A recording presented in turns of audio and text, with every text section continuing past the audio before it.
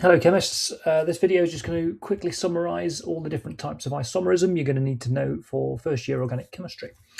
So I'm going to present these initially in the form of a flowchart, which is how we tell if we have two molecular structures, what's the relationship between them. So at the beginning of the flowchart, ask yourself the question, do they have the same molecular formula?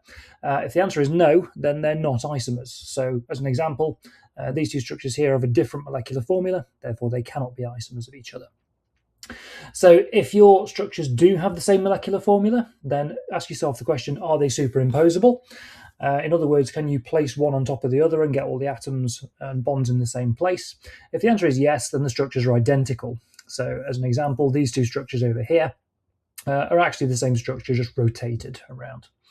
So if the structures have the same molecular formula and they are not superimposable, now ask yourself, do they have the same bond connectivity? In other words, are all the atoms and bonds connected together in the same way?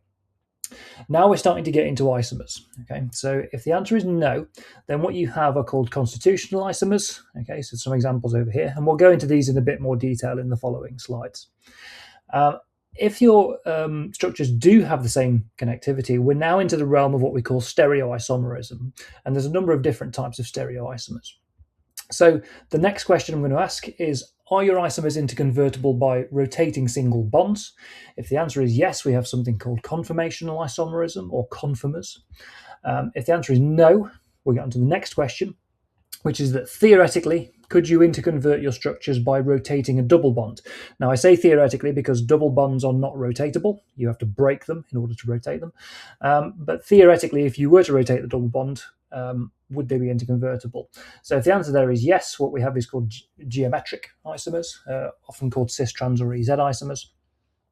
If the answer is no, then we're getting down to the end of our flowchart now, and we ask ourselves the question, are the structures mirror images of each other? If the answer to that question is yes, then we have enantiomers, and if the answer is no, we have diastereoisomers. So all of these types of isomerism, constitutional isomers, conformational isomers, geometric isomers, enantiomers and diastereomers, we're going to cover in a little bit more detail in the following bits. So start with constitutional isomers. These are sometimes called structural isomers. Okay, these are molecules that have the same molecular formula but a different bond connectivity. So I'll just do this as an example. Okay, there are 9 constitutional isomers with the molecular formula C3H6O, and they look like this. So you can see that they obviously have the same atoms in, so there's 3 carbons, 6 hydrogens, and 1 oxygen. But the way that those atoms are put together is different. The bond connectivity is different in all of these isomers. In your previous studies, you might have come across types of isomerism called skeletal isomerism or chain isomerism, positional isomerism, and so on. These are all just basically subtypes of constitutional isomers. So, for instance, chain isomers we will cover earlier in the module. That's things like tert-butyl, sec-butyl, N-butyl, and isobutyl groups. These two alkenes over here are technically regioisomers or positional isomers of each other. This ketone and this enol over here are tautomers of each other. And this ketone and this aldehyde are functional group isomers of each other. So the ones that you might have come across previously are all subtypes of constitutional isomerism. For the purposes of the first year module, we're just going to use the term constitutional isomer. So moving on to conformational isomers. Now, this is a bit of a misnomer, I think. Usually, conformational isomers are not really isomers in the traditional sense that you can separate the two molecules and their different compounds. So we'll see what the definition is. So these have the same molecular formula, they have the same bond connectivity now, but they are interconvertible by a single bond rotation. So conformers are usually rapidly interconverting. So you generally can't separate two conformers from each other. And generally, the way that I like to think of them is they're basically posers of the same molecule.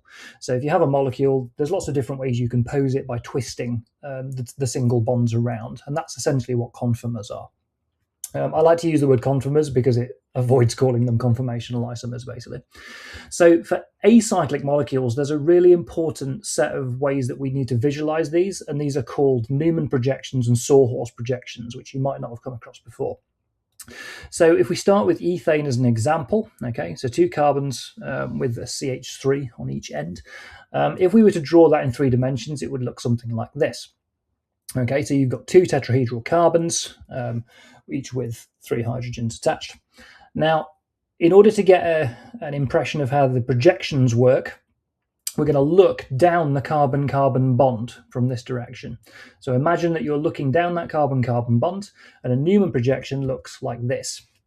So what we have here is the front carbon, which is the center here, and then you can see the back carbon is hidden by this circle. Okay, so you're imagining looking down the bond effectively, and you can see that you've got the 3 hydrogens on the front carbon, as they would appear to you looking from that perspective, and the 3 hydrogens on the back carbon are the ones that are behind the circle. Okay, so the bonds are obscured by the circle.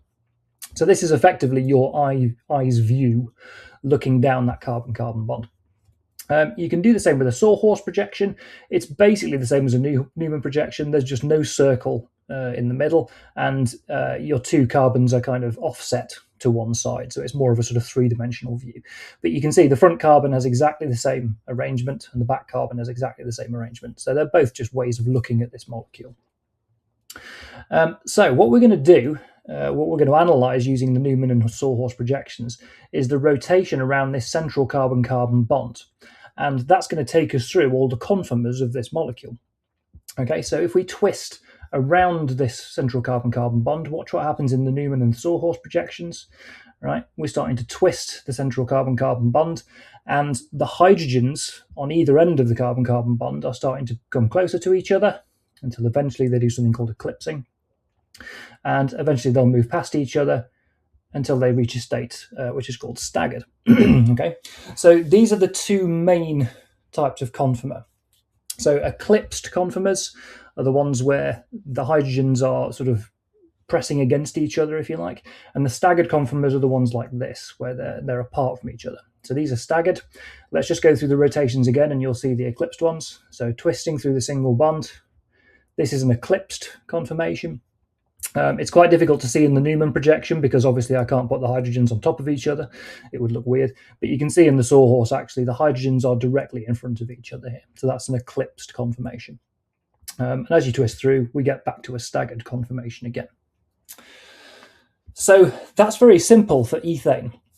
When we start to get substituents on our carbon-carbon bond, and I've picked bromine because it's essentially a big atom, there's a few more bits of nomenclature that we need to know for conformational analysis.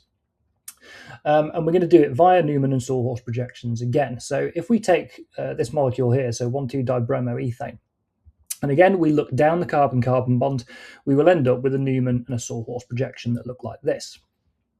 So in this case, we are starting with the eclipsed conformation, right? But because bromine is so much bigger than hydrogen, when bromine comes into contact with another bromine, as it is, then you get a larger kind of steric interaction there. And that creates a high energy conformer. So because hydrogen is very small, you still have these eclipsed and staggered conformations which go sort of low energy, high energy. But bromine being much bigger, it has a much bigger energetic effect, and we'll see what happens with this. So as we twist through this central carbon-carbon bond, we're actually going to plot the energy of the conformers that we've got, and we're going to measure this using dihedral angle. So you can see across the x-axis we have dihedral angle from 0 to 360 degrees, right? And that is effectively the angle between these 2 bromine atoms. Okay, so we're looking at the dihedral angle between this bromine and this bromine, and it's essentially this angle here. So obviously in the Newman projection, this is a bit of a distortion. If we look at the Sawhorse projection, the 2 bromines are directly eclipsing each other, so that is a dihedral angle of 0. Now, because bromine is huge, this puts a lot of strain on that system, so the energy is very high. So the dihedral angle being 0, the energy is very high. Okay, and having a dihedral angle of 0, this is a relative relationship that we call syn-periplanar. Okay, so your bromines are directly eclipsing each other. They have a dihedral angle of 0. That's a syn-periplanar conformation, and that's very high in energy. So as we start to twist through the carbon-carbon bond, you'll see I'm going to map it on the graph over here, as well as twisting through the projections. So we're widening the dihedral angle now. We're up to about 30 degrees or so. And eventually we meet a localized energy minimum around 60 degrees. Okay, and you can see that this is a staggered conformation. So all of your atoms are now staggered rather than eclipsed. But the bromines are still relatively close to each other. And this is a conformation that we call synclinal or gauche. Okay, so your bromines have a dihedral angle of about 60 degrees. They're pretty close to each other, but it's now staggered, so it's much lower in energy than the syn-periplanar conformation.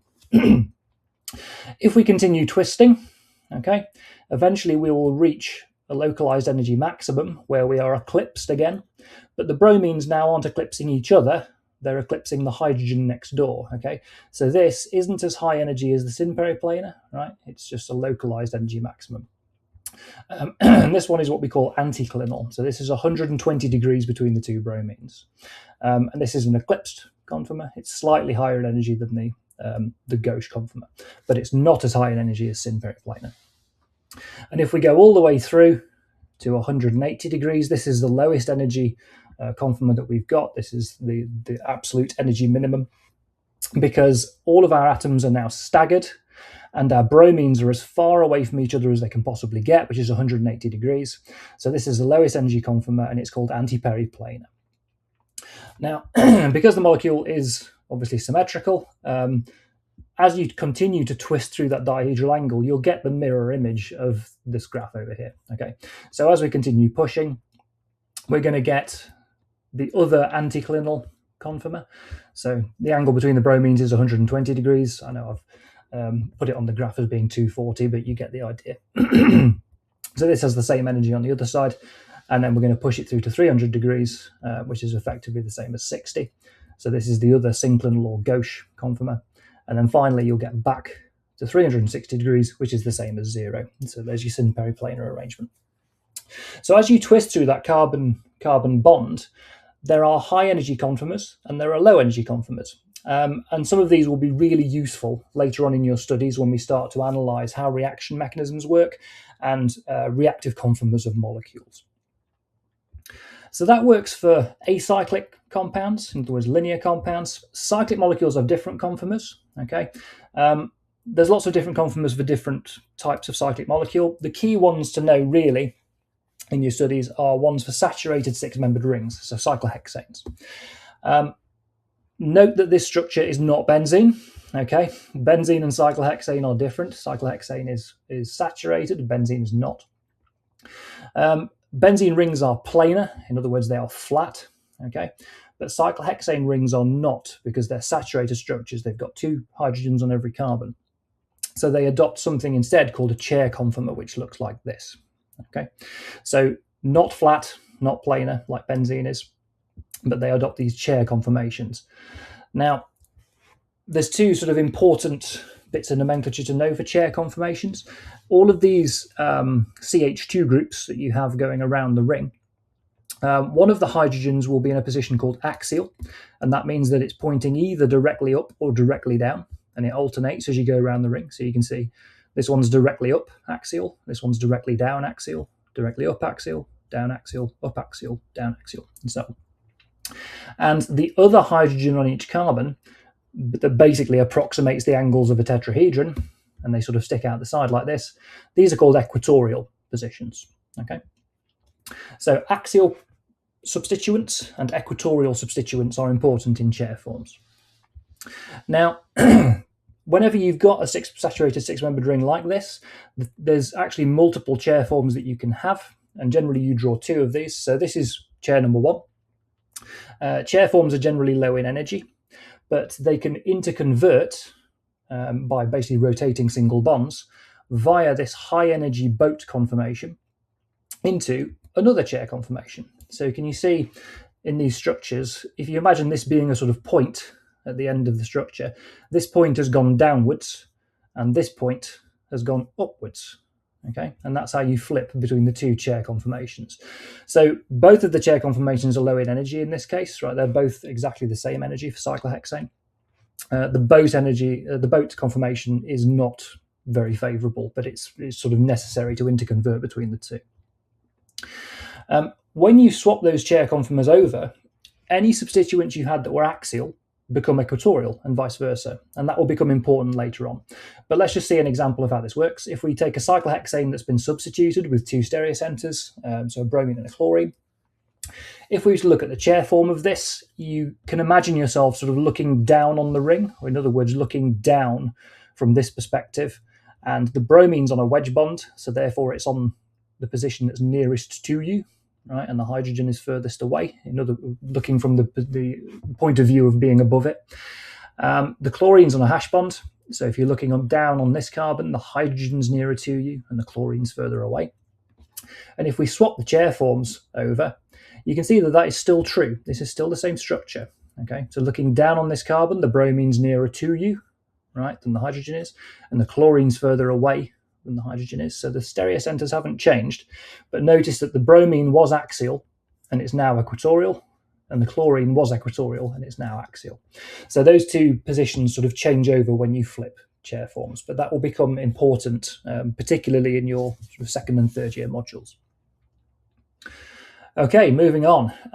If we move down the diagram to geometric or cis-trans isomers, okay, these have the same molecular formula, the same connectivity, but they have a different two-dimensional geometry, effectively. Okay, so we're usually talking here about double bonds.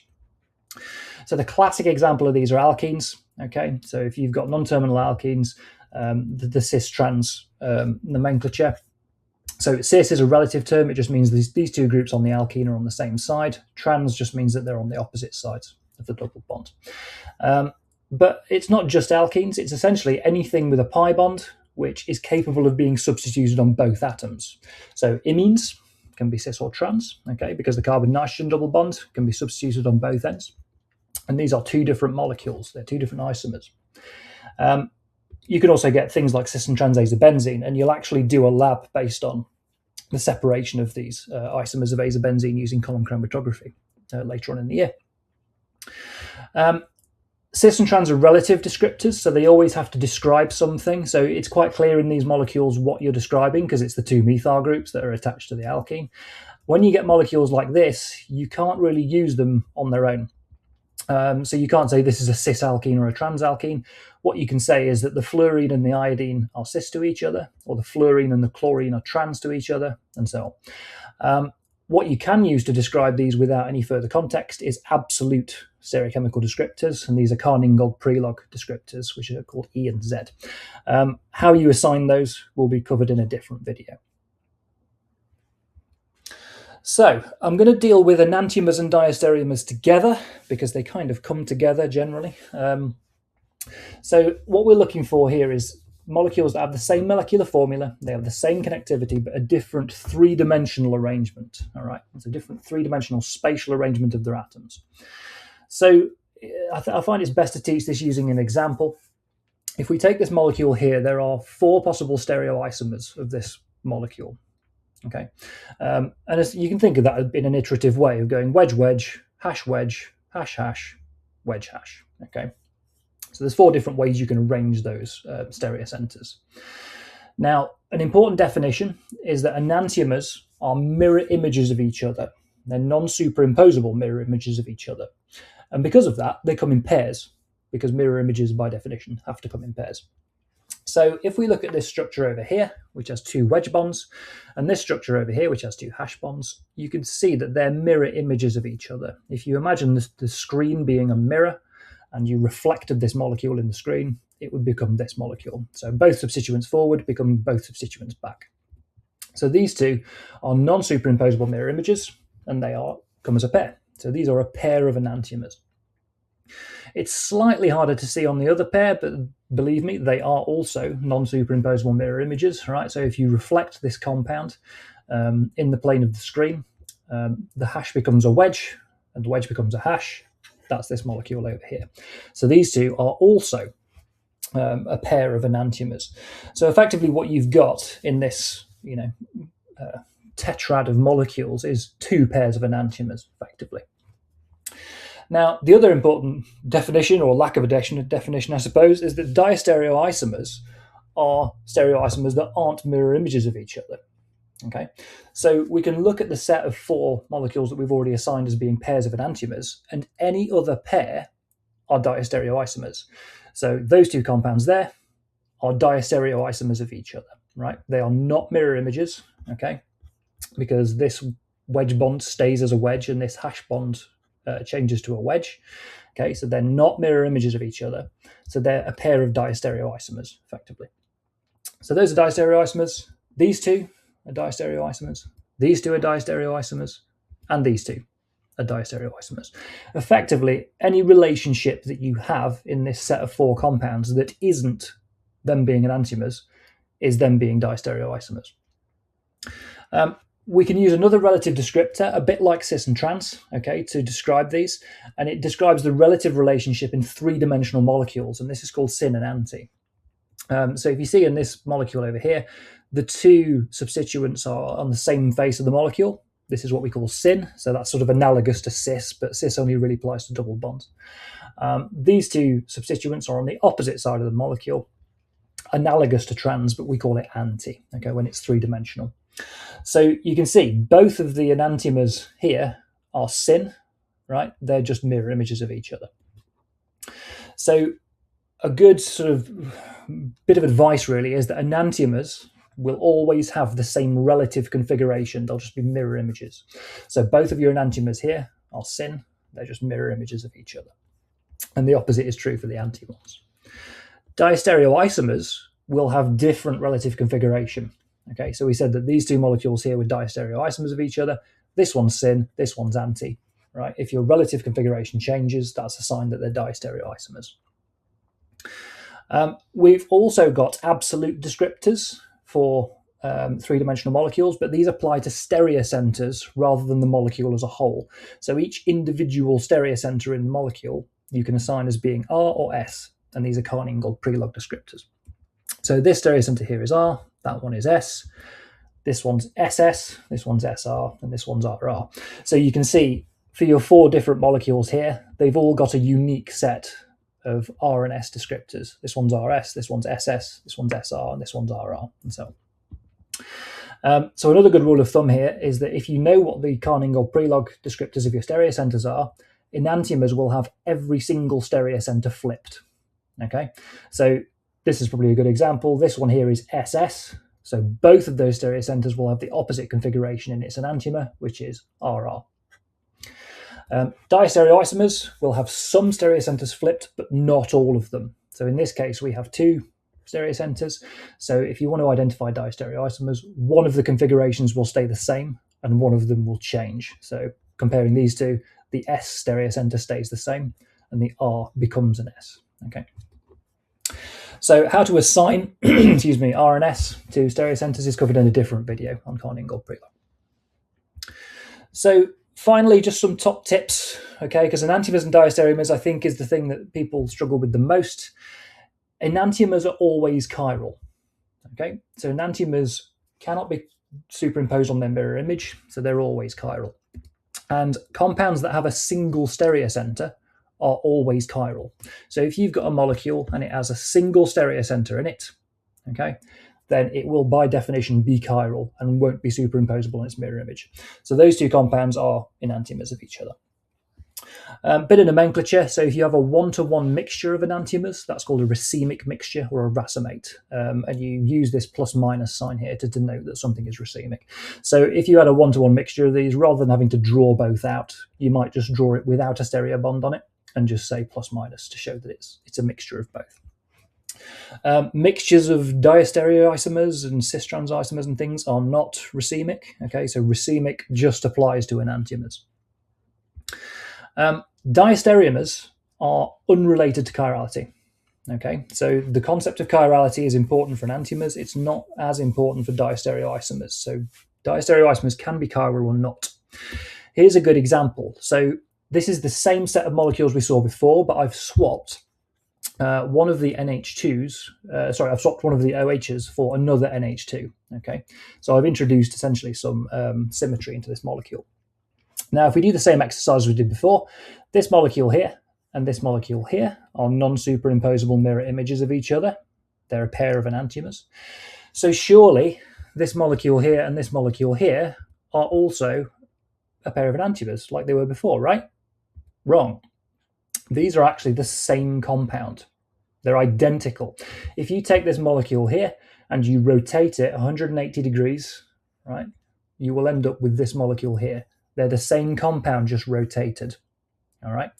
Now, the syn diastereomer in this case, right, this molecule here, isn't chiral, right, because it is superimposable on its mirror image.